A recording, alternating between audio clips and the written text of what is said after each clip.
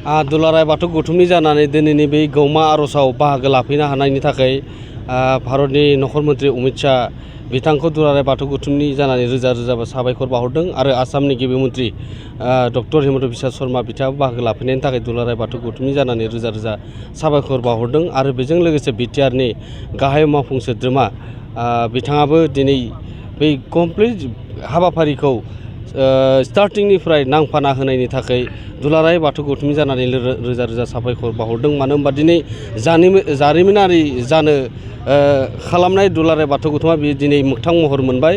बे दिनै मुलुगाव दिनै बाथौ धोरोमखौ सिनाय मोनबाय आरो बर'नि गुदि धोरोम आरो बेजोंनो दिनै सोलोंथाइ दिनै हारिमु गासै बिथिंखौबो दिनै धोरोमनि गेजेरजों दावगालांनो हानायनि नैबे मोनसे मोजां मेसेज रायजो राजानि थाखाय आरो मुलुगाव जों बेखौनो बे बाथौ धोरोमखौ मुलुगनां खालामनो थांनायाव नैबेबो मोनसे रायजो राजा आरो जों बाथौ सिबियारिनि थाखाय बर' रायजो राजाफोरनि थाखाय बेयो मोजां मोनसे मेसेज होलांबाय। बाथौइजमनि रिकगनाइसनि बाथ्रा गोबां सिबियारिफोरा माने आसा फारिदोंमोन दिनै मेसेजखौ मा बुङो? दा बेखौ जों मेम'रेन्डाम होबाय आरो बेखौ इसिङारि अफिसियेल लेभेलाव जों सावरायगासिनो दङ।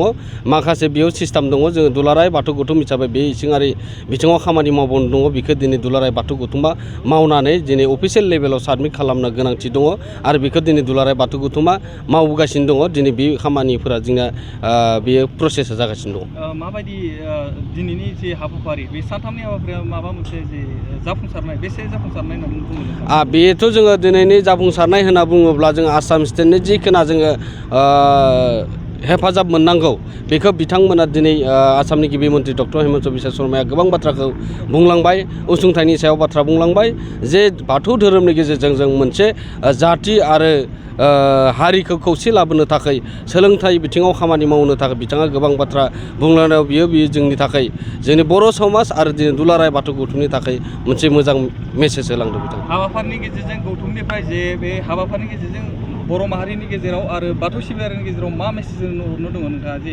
दिनैनि हाबाफारिनि गेजेरजों? आरो जों दिनैनि हाबाफारिनि गेजेरजोंनो जोङो बेखौनो मेसेजखौ होनो हायो। जोंनि गेजेराव गोबां फिसा बाथौ गौथुमखौ लानानै मोनसे दालाय आफादफोर दङमोन।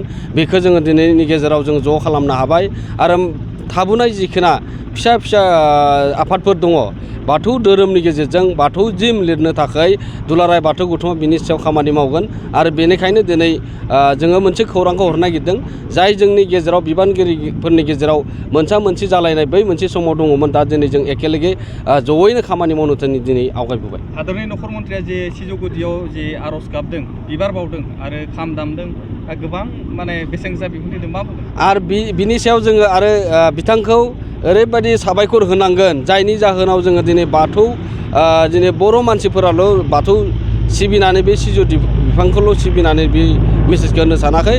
दिनै भारताव थानाय जेमानखिनि गुबुन धोरोमाव थानाय दिनै सिजौ बिफां आरो बर' हारिया जे सिजौखौ सिबिनानै दिनै हारिखौ गोजौ थाखोआव लांनो नागिरदों। मोनसे बाथौ धोरोमनि सिजौनि प्रतीक हिसाबै लानानै दिनै जाथिखौ गायसननो थांनायाव बिथांमोना बे दिनै मोजां मेसेजखौ जोंनि गेजेराव होलांदों। दिनैनि जे हाबाफारि जाफुंसारनायनि बेलायाव सनितपुरनि रायजो राजाफ्रा गोबां खस्थ' खालामदों। बेनि सायाव जोङो बेखौनो जोङो दुलाराय बाथौ गौथुमनिफ्राय बेखौनो जोङो साबायखर बावनांगोन।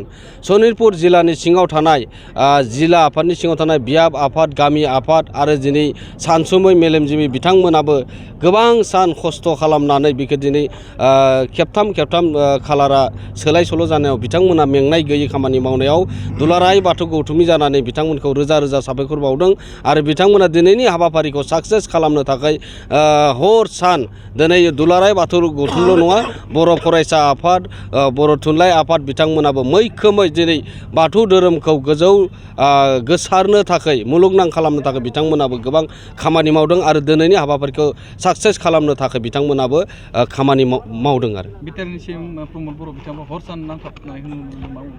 बिनिखायनो दुलाराय बाथौ गौथुमनि जानानै बिटिआरनि गाहाय मावफुं सोद्रोमा दुलाराय बाथौ गौथुमनिफ्राय रोजा रोजा साबायखर बावनाय बिथांनिसिम जासिहरबाय।